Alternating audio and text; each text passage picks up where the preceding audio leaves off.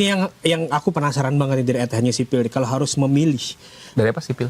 hanya sipil pertanyaan. Oh, namanya. Namanya. Akunnya. Kalau harus memilih antara masuk penjara atau mengungkap identitas narasumber, apakah Mas Eman akan tetap memilih merahasiakan narasumber? Kan ada jawabannya tuh di podcastnya siapa? Densu. Oh. Densu. Ya jadi gini, itu sebenarnya bukan pilihan ya. Tetapi wartawan tuh wajib merahasiakan nama narasumber. Kenapa? Disitulah komitmen terhadap demokrasi dia diuji. Kenapa? Kalau seandainya ada, ini liputan investigasi nih, ya kan? Dia dapatkan narsum dari Fitri misalnya gitu kan. Fitri ngasih informasi banyak dan seterusnya, dan setelah divalidasi oke lah benar, kemudian ditayangkan secara berimbang gitu, oke. Kemudian ditanya ke saya wartawannya, siapa narasumbernya? Saya wajib untuk merahasiakan Fitri. Kenapa? Satu, itu di Undang-Undang Pers, Undang-Undang 40 diatur. Ya ada namanya hak tolak. Oh, hak tolak dan hak jawab, ya. Hak tolak ya, untuk kemudian merahasiakan siapa, menolak untuk memberitahukan siapa narasumber saya, satu. Kecuali nanti diminta oleh pengadilan. Oh berat ya. Patokannya pengadilan kalau misalnya digugat. Dan harus ya itu baru bisa. Oke. Kenapa seperti itu? Ini melindungi demokrasi. Kenapa Undang-Undang Pers mengatur itu? Kalau tidak ada hak tolak, tidak ada narasumber yang mau menyampaikan kebenaran. Iya sih. Semua akan ketahuan. Bungkam semua. Karena pasti akan dibuka. Iya. Layu sebelum berkembang, mati sebelum waktunya. Kita susah nanti nyari berita. Bukan soal susah nyari berita. Cari berita itu satu hal. Oke. Cari berita kan itu kebenaran. Iya. Kewajiban utama jurnalistik adalah pada truth, kebenaran. Yes. Yes. Artinya kebenaran itu tidak akan pernah terungkap. Contoh nih dalam kasus, lagi-lagi saya harus refer ke kasus ini. Misalnya ada narasumber yang kemudian menyampaikan ke saya soal, saya tahu ini kematiannya Sutrimo seperti apa, bla bla bla, ini segala macam dia cerita. Tetap saya nggak percaya begitu aja kan. Kita uji dulu, kemudian kita wawancara, lalu kemudian nanti kita uji lagi, baru kemudian kita produce, kita publish. Oke. Nah tapi kan orang itu nggak mungkin ketika kemudian saya tayangkan, nggak mungkin kita apa namanya, kita declare, kita kasih tahu. Sama seperti waktu IMIP, kasus IMIP tuh ya. Yang bandara. Iya, kan ada informasi yang saya wawancara. Iya. Ya. Iya yang gelap semua. Iya, ya. gelap. Iya. Aku lihat. Itu saya tanya, siapa itu? Itu mantan pegawai 2017 sampai 2021, 2020 saya lupa ya. Nah, pokoknya beberapa tahun dia di sana dan dia ceritakan. Tapi siapa dia kan saya nggak mau ngomong. Oh iya, iya. harus dilindungi. Ya kan? Kalau ngomong, ya mereka nggak akan mau nanti ke pers lagi. Disitulah makanya saya bilang, pers tidak akan mati, jurnalis tidak akan mati, hanya mungkin dia akan beradaptasi. Beradaptasi kuncinya. Mungkin ini pertanyaan terakhir dari netizen.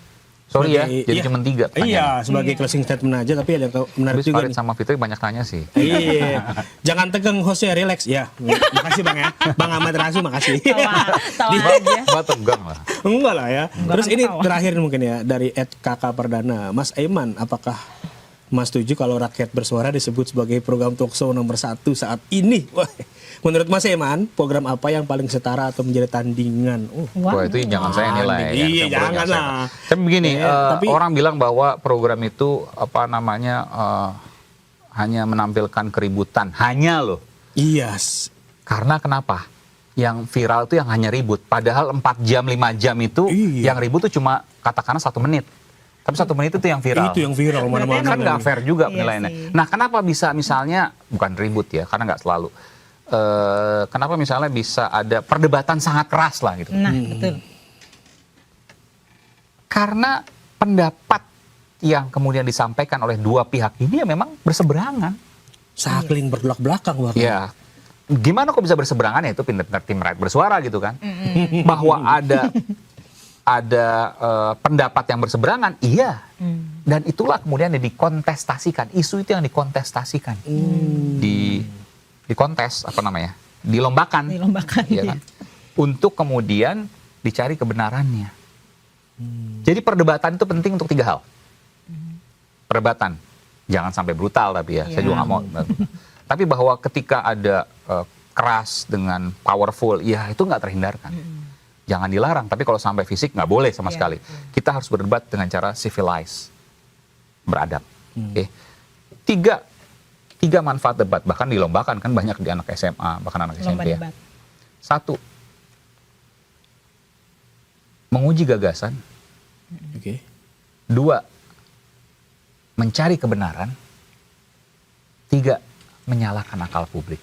Mau apa? Supaya dia kritis, menyalahkan akal publik. Menyalahkan akal. Bukan menyalahkan, menyalahkan. Menyala gitu. Menyalakuin. Ya. Tapi kalau di luar yang 3 itu berarti memang sudah harus di-cut tuh ya kalau debatnya sudah keluar dari 3 hal tadi. Ya bukan soal itu. Kalau debatnya sudah tidak civilized, Civilized, kan. sudah tidak beradab. Tidak Ya, beradab. katakan tidak beradab misalnya ya fisik 1. Yang kedua menyerang pribadi dengan berlebihan. Sara lah Tapi kadang-kadang apalagi sara apalagi Iya. ya. Menyerang pribadi misalnya pemikiran Anda itu jelek, itu bukan menyerang pribadi, itu pemikiran kan. Pemikiran. Iya. Tapi misalnya dia menyebut salah satu anggota fisik misalnya. Oh, itu udah fisik. Itu fisik. Itu kan nggak boleh, itu pribadi. Yes. Misalnya rambut atau apa kan nggak pernah waktu itu ya. Itu nggak boleh. Oke, terima kasih Mas Eman. Berarti Mas Aiman nih sambil memantau ini ya pas perdebatan dibahas apa nih?